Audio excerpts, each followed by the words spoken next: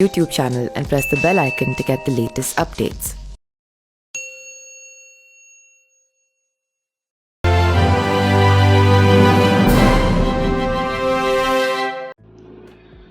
नमस्कार, मेरा नाम पिंटू सिंह यादव है और आप देखना शुरू कर चुके हैं न्यूज लाइव। दोस्तों, लंबे इंतजार के बाद अयोध्या में आज यानी कि 22 जनवरी 2024 को भगवान प्रभु श्री राम की मूर्ति का प्राण प्रतिष्ठा का कार्यक्रम खत्म हो गया है। अयोध्या में रामलला की मूर्ति के प्राण प्रतिष्ठा की तैयारी जो है वो गजब तरीके से हुई थी। शुभ मुहूर्त में विधि विधान के साथ मंदिर में गर्भगृह में रामलीला विराजमान हो सके हैं और उसके बाद राम भक्त जो हैं वो अब दर्शन करेंगे। बता दें कि अयोध्या में प्राण प्रतिष्ठा का अनुष्ठान 16 जनवरी 2024 से ही शुरू हो गया था।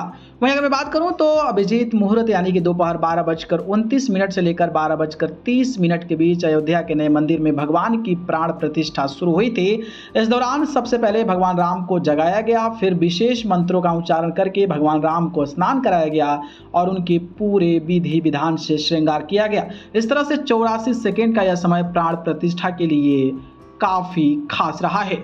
अब ये जानते हैं कि क्यों जरूरी होता है मूर्ति का प्राण प्रतिष्ठा। हिंदू धर्म के मुताबिक किसी भी मंदिर में देवी देवताओं की मूर्ति स्थापित करने से पहले उस मूर्ति की विधि विधान से प्राण प्रतिष्ठा करना बेहद जरूरी होता है।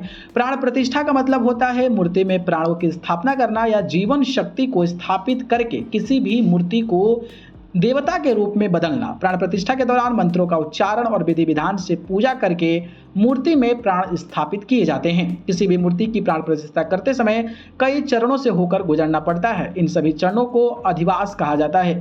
हिंदू धर्म के पुराणों और ग्रंथों में प्राण प्रतिष्ठा का वर्णन किया गया है।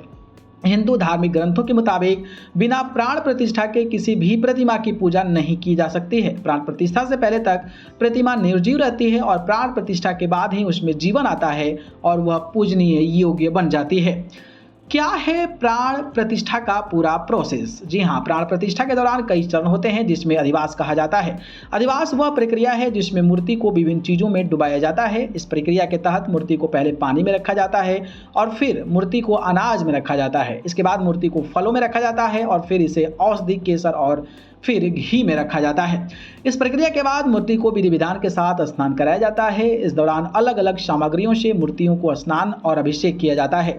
स्नान के बाद कई तरह के मंत्रों का उच्चारण करके भगवान को जगाया जाता है। इसके बाद प्राण प्रतिष्ठा की पूजन क्रिया शुरू की जाती है।